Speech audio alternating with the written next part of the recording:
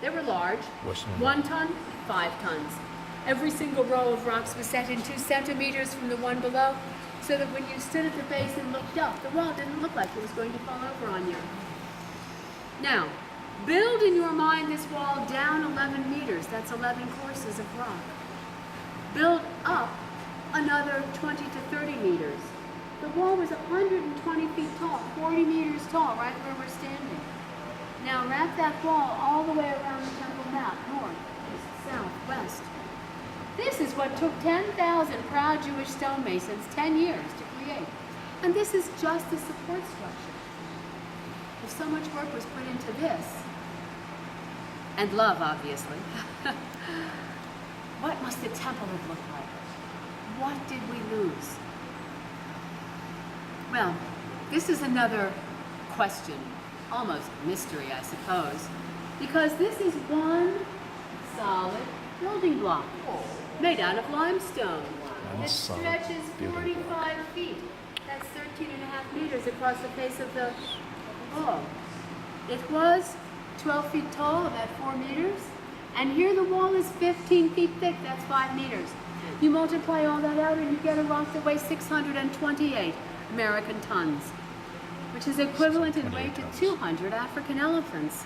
But you didn't ride elephant caravan to get here. You probably came by jet. 1 1/2 fully loaded 747 jumbo jets.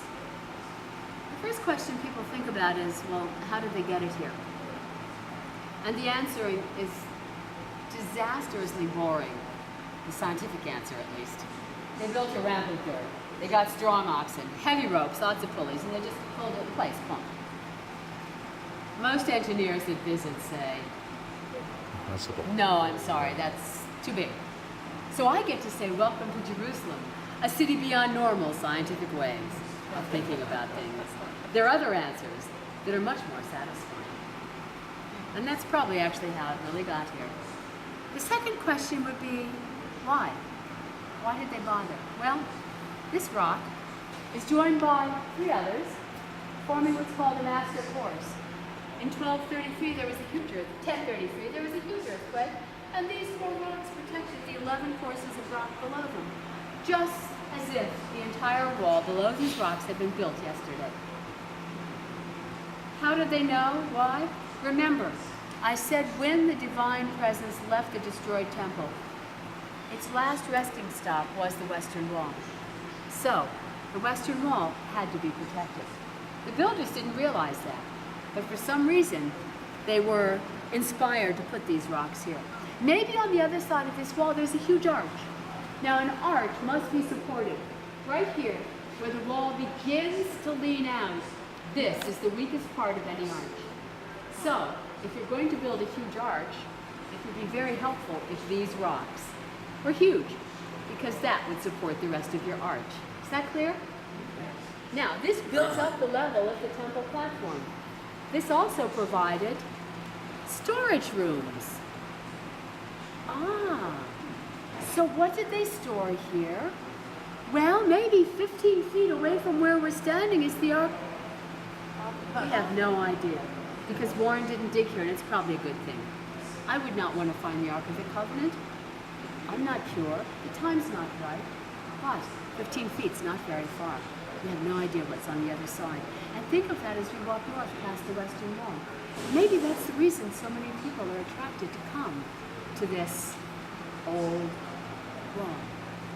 If you look at the top of our rock, you'll realize that it protected our wall in one final way. What happened to it? The whole thing's half eaten away. What happened on the 9th day of the 11th Hebrew month. In the 70th year of the Common Era, the Romans invaded, the temple was destroyed. That wasn't enough for Rome. Their commander told them, take this wall down, boys. I'm going to Caesarea. I'll be back in a week. Well, the desperate legionnaires got together and began pushing these rocks off the top of the wall, which is why 1,300 years ago, when the Muslims came, they had to rebuild. They had to rebuild all that damage that had been done. But the commander was coming back in a day and a half, and they hadn't been able to get this rock off the wall. Desperately, they got out their chisels and began trying to chisel away. You know, if you're a legionnaire and you don't fulfill your command, it's not going to go well with you. Well, they didn't. The rock's still here. I have no idea what happened to them, but this rock is here, hanging onto the wall, through all sorts of efforts of people to get it off the wall, kind of like the Jewish nation, preserving the wall so that you could come in 2011 and confront the infinite. That's our wall. And people relate to it by writing little notes and leaving notes here. Why? It's leaving something of you. It's praying for somebody who might need a refuah, a healing. It's praying for somebody who might need a job or something else. It's also a place to say thank you. Thank you for that beautiful little granddaughter who's now 7 weeks old. Hashem likes to be thanked also. God likes to be thanked also. So, these little mailboxes were donated by the Byzantines who tried to build a reservoir here. And they put these holes in to hold these bricks to hold this plaster. Never mind that. But today, people put notes here. Let's say you get home. We are feeding that mother cat. Let's say you get home and you realize there's something you forgot to say. No problem. thecotel.org. Send a note, type it in, we'll print it out, fold it up, and put it in the wall for you. We can communicate with the Western Wall anywhere in the world. thecotel.org. Western Wall will also get you there.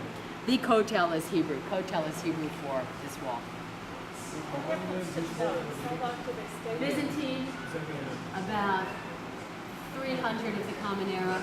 Okay, so today we're here. Where? It's amazing. Excuse me. Angels in the Jewish sense are very powerful.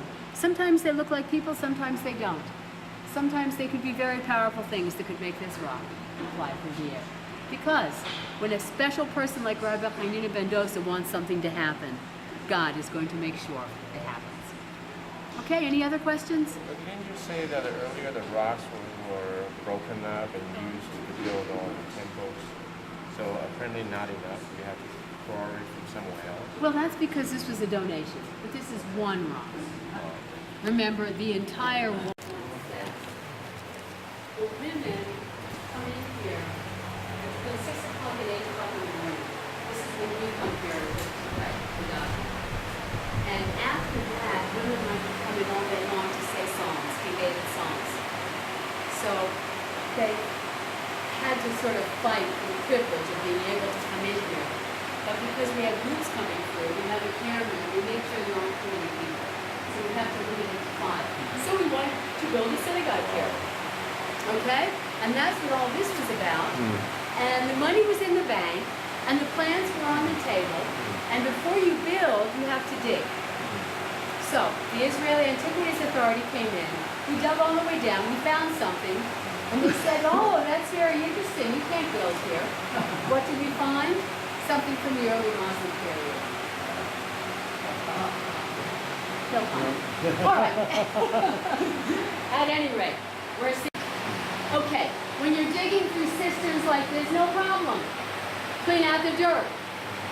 But when you get to a solid wall that's supporting the buildings above, these walls were built on the outside of large rocks. What's in the middle of the walls?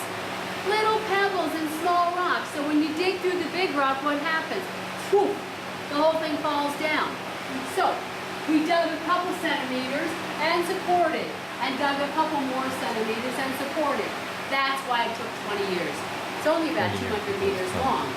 And quite a few $1 million was spent protecting the houses above our heads. Was it worth it? You bet.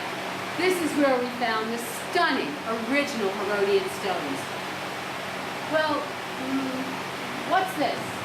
This is the Western Wall. Remember I mentioned an earthquake? Well, this was knocked down. Those 4 rocks protected south of us, but this all came tumbling down and had to be rebuilt. So it was, but not very thoroughly. These first rocks also were rebuilt. When you get to the original Herodian stones, it will be stunningly obvious. Look at the extra little borders. The only word that I can use to describe how they built this, it's beyond craftsmanship. Love. It's the only concept I can think of. And as we're walking through here, there are 2 windows below our feet. Under the first window, you're going to see a pile of rocks pushed off the top of the wall by the legionnaires when they tried to bring it down. Under the second window, you're going to see 4 rows of rock down. That means we're 4 meters from bedrock. In this room, we're 9 meters. Back there, we were 11 meters. So bedrock is rising. In fact, at the very end of this tunnel, all you see is bedrock. Well, how does that happen? Top of the wall has to be straight, right? Bedrock rises to the north, right? That means the northwest corner of your wall is going to be exactly 1 meter tall. Wrong. Okay, so Herod's engineers quarried down into the bedrock, dropping the level of Wall Street, using all that rock for building, and effectively building the wall out of bedrock. Is that clear? Awesome. Questions?